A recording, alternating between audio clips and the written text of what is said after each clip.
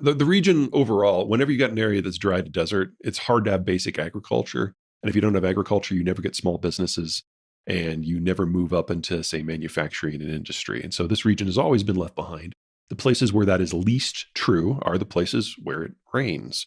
And that is Turkey, and that is Tunisia, and to a lesser degree, Morocco, which are the three most economically advanced states in the region by any measure. The Israelis are unique in many, many, many ways, mostly because when the Jews were brought back in the post-World War II environment, they brought a lot of skill sets that they had developed elsewhere over centuries with them and a lot of capital, in addition to the strategic sponsorship of the West in general, the United States in particular. And that gave the Israelis access to trade options that no one else in the region had, but they also started working with skill sets that no one else in the region had.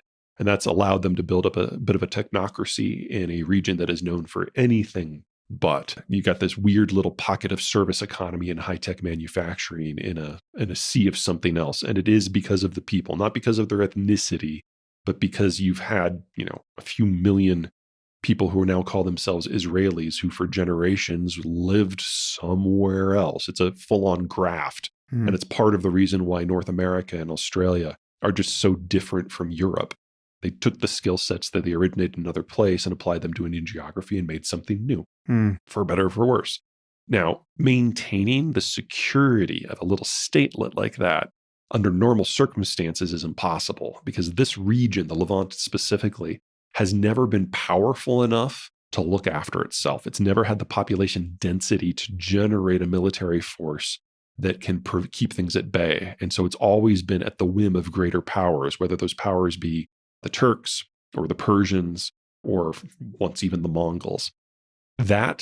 Countering that, the forces of history and just the sheer demographic overbalance of the tiny size of Israel versus the huge heft of these other players requires a lot of really creative thinking. And what the Israelis have done, sometimes in league with outside powers, sometimes not, is one after another turn the countries that border them either into allies like Egypt, into security proxies like Jordan, basically has become a dependency, or break them. In the case of Lebanon, basically becoming a failed state, and I'd argue Syria is pretty close to that as well.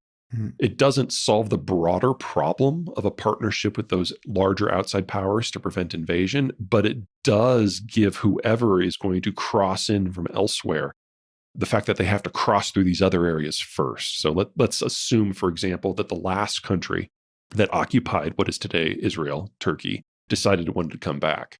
Well, first it would have to absorb Lebanon and Syria, and there's no one in Turkey who thinks that would be a lot of fun. So it's kind of a firebreak strategy. I don't want to suggest that it's going to work forever, but it's working for now. If it hadn't been for the Gaza war, we would probably already have a formal peace deal between the Israelis and the Saudis. Now, they have been cooperating fairly tightly for 15 years now. There's a lot of Israeli forces that basically train the Saudis on their own equipment. There's a lot of intelligence cooperation on both sides, especially vis-a-vis Iran.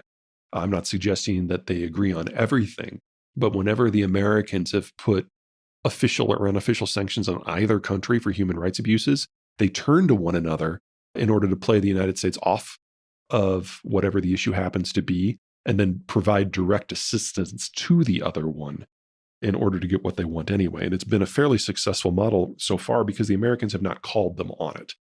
So they've had a de facto alliance, I would argue, for at least a decade. And the question has been up in recent months is whether just to make that formal.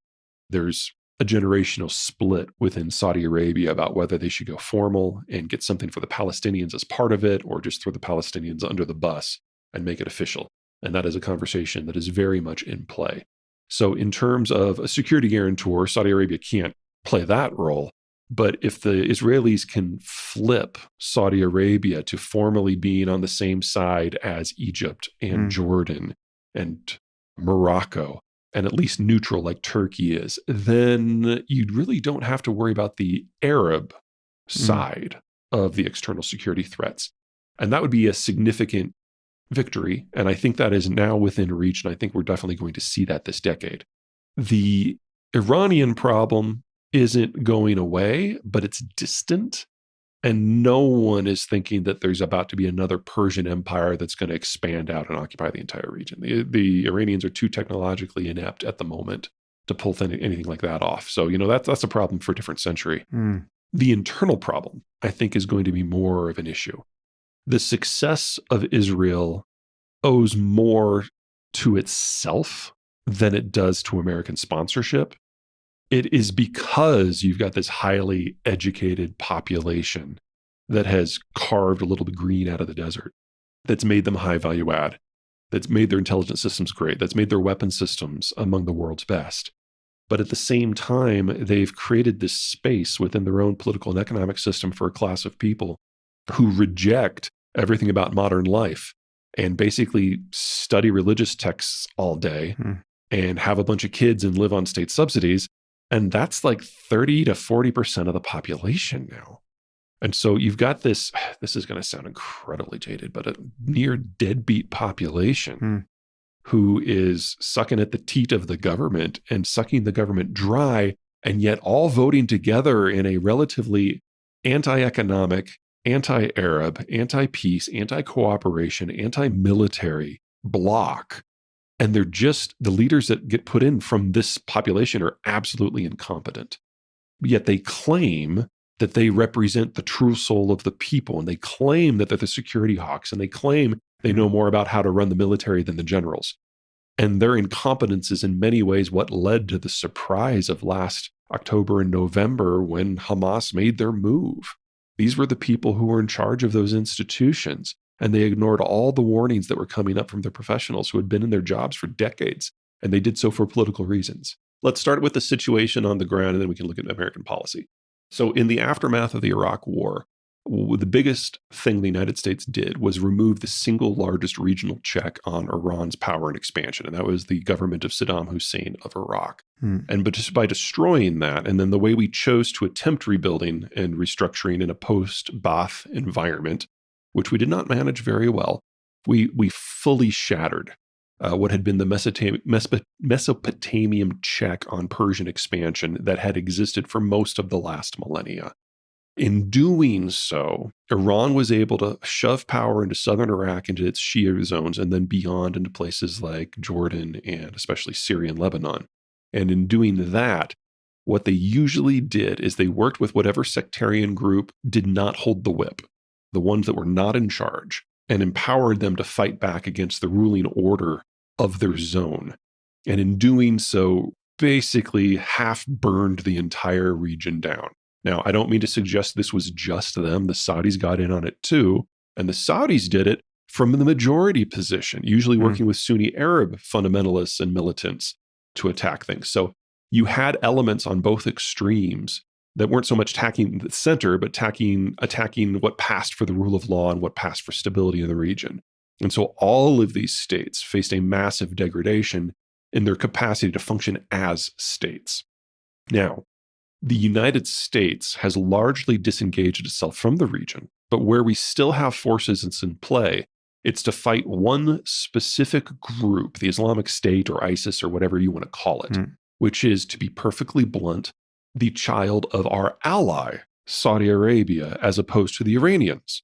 But the decision has been made by the Trump administration and then doubled down on by the Biden administration that we should keep combat to a minimum and just focus on training and intelligence cooperation with other forces in the region to carry out most of the work.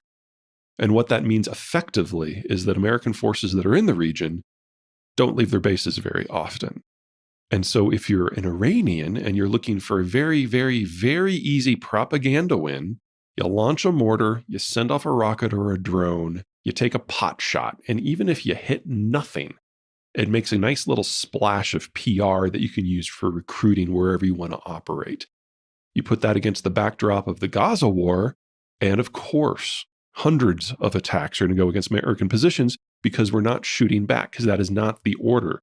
The Iranian militants, despite how much we don't much care for them, we have decided in Washington that ISIS is the bigger threat. And so we didn't shoot back until one of the drones actually got through.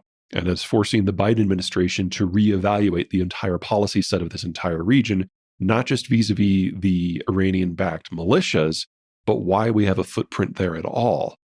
And if the decision comes down, which I think it will in the next year, that there's not really much that we're doing that is useful in this region at all on the ground, then you have to, when you pull those forces out, then you have to take another look at what you're going to do on the seas. So there is a long overdue policy reckoning that has now started in Washington. And it's unclear to me at this moment just how far back we're going to pull out, but everything is on the table. And we probably should have had these conversations 15 years ago, but better late than never. There's kind of three ways that the United States could fight back. Number one is just to go for a bit of a tit for tat against the militias themselves, whether they're the Houthis or one of these various Hezbollah outcrops anywhere in Jordan or Lebanon, Iraq or Jordan, Lebanon, Syria, or Iraq. Number two would be to go after Iranian shipping, because most of the weapon systems that are going to places like the Houthis have to go by the water. It's not like they're smuggling these things on land through Saudi Arabia. So you do a kind of a de facto embargo on vessels that are coming out of Iranian ports, especially once they leave the port of Hormuz. And then step three would be to go after their physical assets in the Persian Gulf. Going after their, quote, naval bases won't really do much because most of the Iranian Navy is literally speedboats. Mm-hmm. So I'm not suggesting that would be hard to take off. I'm just saying that doesn't really move the needle in any meaningful way. You're certainly not going to do an assassination program on the mainland because there's just too many people. This isn't China where it's a one-man show, or Russia where the entire elite's under 140 people. This is a full-on theocracy with literally over 10,000 people in the political elite. There's no assassination program that would make any sense there or have an end. But you could destroy their oil industry very easily because it's pretty much all shipped out via one port on Karg Island. And Karg Island doesn't even have a bridge connecting it to the mainland. So if you destroy the facilities on either side of the strait that separates Karg from the mainland, Iranian oil would basically go down, exports would effectively go down to zero and not come back for years.